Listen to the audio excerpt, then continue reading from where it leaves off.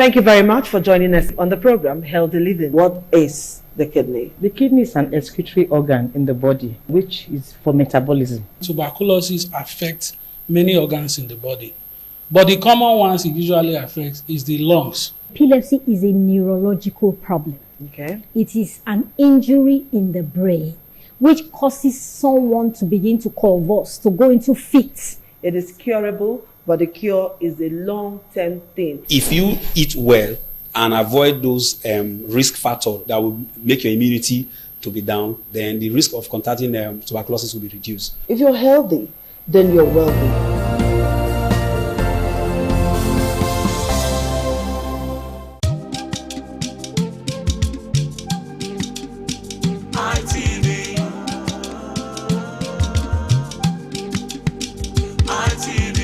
ITV, certainly the best.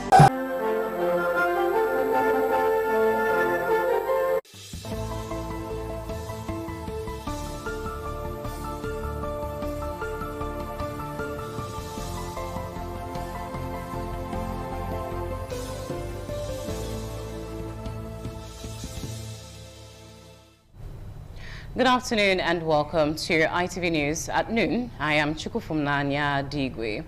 Now, the Senate has resolved to deliberate in a closed session over an alleged breach of Nigeria's territorial integrity following a December U.S. military airstrike on Nigerian soil.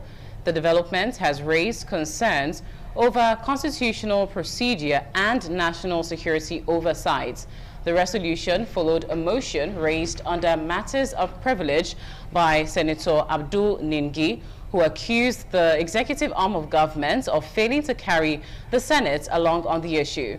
National Assembly correspondent Charity Tanko reports that Senator Ningi insisted the United States has neither the right nor the authority to carry out military operations on Nigerian territory.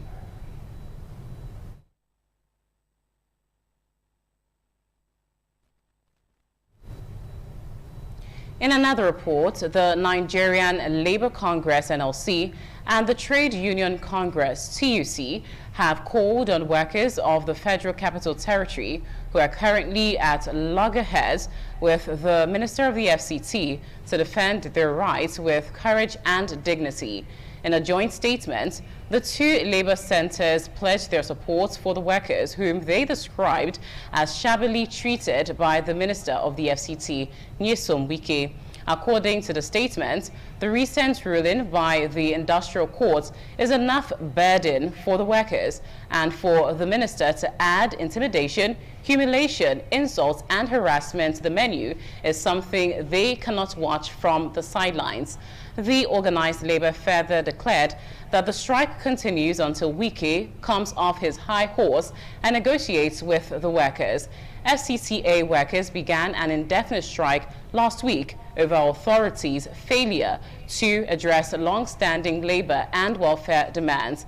The strike has led to the shutdown of activities across major government offices in Abuja.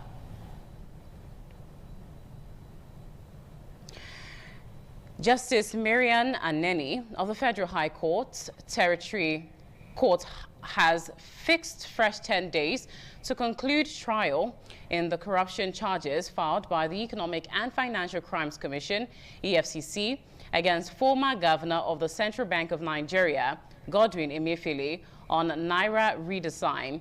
Justice Aneni fixed the days following the consensus by counsel to the commission, Rotimi Oyedepo, SAN, and counsel to Emefiele Olalekan Ojo, SAN. The fixed dates are February 3 and 10, April 1 and 2, May 11, 12, 13, and 14, as well as June 9 and 10th, during which the trial, which started in 2024, is expected to be concluded. Justice Aneni urged lawyers on the two sides to keep faith with the appointed dates, assuring that the court would accommodate them appropriately during the period. At the day's proceeding, a witness of the anti-graft agency, Emery Chinedu, an operative of the EFCC, admitted that the presidency under President Muhammadu Buhari, in a letter to EFCC, admitted granting approval to Emefiele to redesign the Naira notes. The FCC witness, who was cross-examined by the counsel to Emefiele, Olalekan Ojo SAN, declined answer to the claims of Emefiele in one of his statements that Abdul Rashid Bawa, a former executive chairman of the FCC, was the first person to suggest Naira redesign to President Muhammadu Buhari. Further cross-examination of the witness by Emefiele has been shifted to February 3 by Justice Marian Aneni. The management of independent television and radio, led by the managing director, Engineer Elvis Obaseki, has been commended for ensuring broadcast excellence in Nigeria. Stakeholders made the remarks during the station's 2026 Stakeholders in meeting.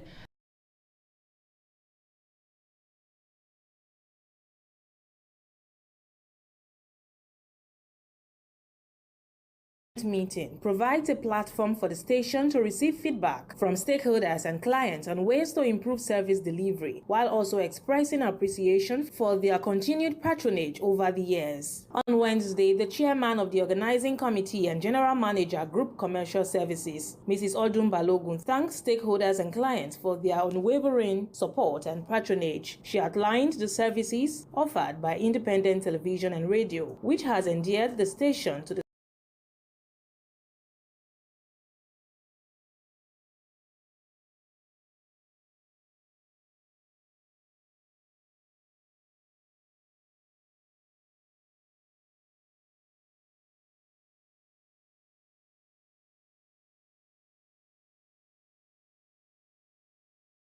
will review its payable rates for the first time in 5 years, effective April 1st, 2026, in consideration of Nigeria's current economic realities.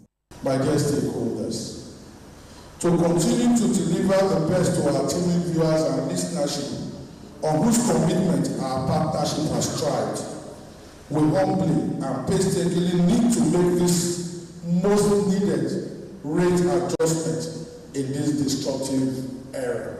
Other notable speakers at the meeting included the acting zonal director of the National Broadcasting Commission, NBC, Mrs. Helen Wanze, and the Edo State zonal director of the Advertising Regulatory Council of Nigeria, ACON, Mr. Tiamiyu Akim.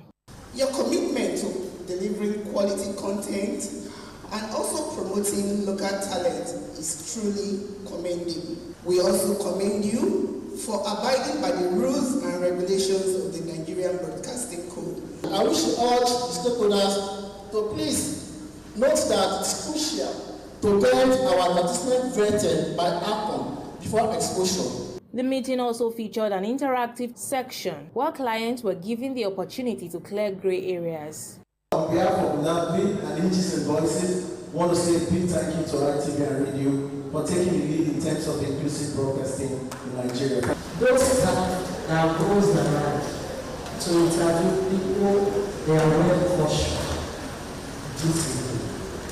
I'm very good. I cannot but talk about the changes in the administration, which Obaseki has taken up of late. In response to stakeholders' concerns, Engineer Elvis Obaseki disclosed that ITV will provide sign language interpreters to cater to the hearing impaired. He also announced the availability of visuals of the popular radio breakfast program Man Around Town across Nigeria via local and digital platforms. To whom much is given, much is expected. We will do a lot more. The Executive Director of Finance and Administration, Lady Celerina Ojomo, in a vote of thanks, expressed gratitude to the founder of the station and Esama of Benin, His Excellency Sir Chief Dr. Gabriel Osawa Igbenedion, and the stakeholders who attended the event. Without you, I don't think there will be us, ITV. So I say thank you very much. The meeting was attended by several dignitaries, including the Deputy Governor of Edo State, Honorable Dennis Idahosa, represented by his Chief Press Secretary, Friday Agedo. From Benin, Joy Obaisiagbon, ITV News. And now onto the business scene, where Meta on Wednesday reported quarterly earnings that topped market expectations as revenue grew along with investments in artificial intelligence. The parent of Facebook and Instagram said it made a profit of $22.8 billion on revenue of nearly $60 billion in the recently ended quarter, adding that it could take in as much as $56.5 billion in the current quarter. Some 3.58 billion people used apps owned by Meta daily in the quarter, which are being enhanced with the help of AI, according to the social networking giants. Meanwhile, costs tallied $35.15 billion, an increase of 40% from the same period a year earlier. The earnings reported noted capital expenses, including infrastructure such as data centers to power AI, were $22.14 billion in the quarter. According to the company, Meta expects to spend more than $100 billion this fiscal year, driven by increased investments in Meta's super intelligence labs and its core business. Meta is locked in a bitter rivalry with other tech giants racing to invest heavily in AI, aiming to ensure the technology benefits society and generates profits in the not-so-distant future. Now on entertainment, Ghana has granted citizenship to U.S. YouTuber IShowSpeed, the country's foreign minister announced as the influencer wraps up a month-long tour of Africa. Foreign Minister Sam Okudzeto Albalka said in an ex post that following confirmation of the irrefutable ties of IShowSpeed to Ghana, his government has approved the issuance of a Ghanaian passport to IShowSpeed. The 21-year-old African-American IShowSpeed, born in Cincinnati, Ohio, as Darren Jason Watkins Jr., is one of the most followed influencers on the planet. He hit 50 million YouTube subscribers this month. Rolling Stone magazine named him the most influential creator of 2025, and Forbes estimates his net worth at $20 million. The YouTube and Twitch stars tour, which started on December 29, has taken him to 20 countries, showing his tens of millions of followers a different side of Africa as he visited a diamond mine in Botswana, discovered Ethiopia's rich cuisine, and attended the Africa Cup of Nations football final in Morocco. Subscribers to his channel have soaked up his coverage of the continent, with some Black Americans posting emotional videos of their own, saying IShowSpeed had opened their eyes to a completely different version of Africa, far from TV cliches of endless poverty and violence.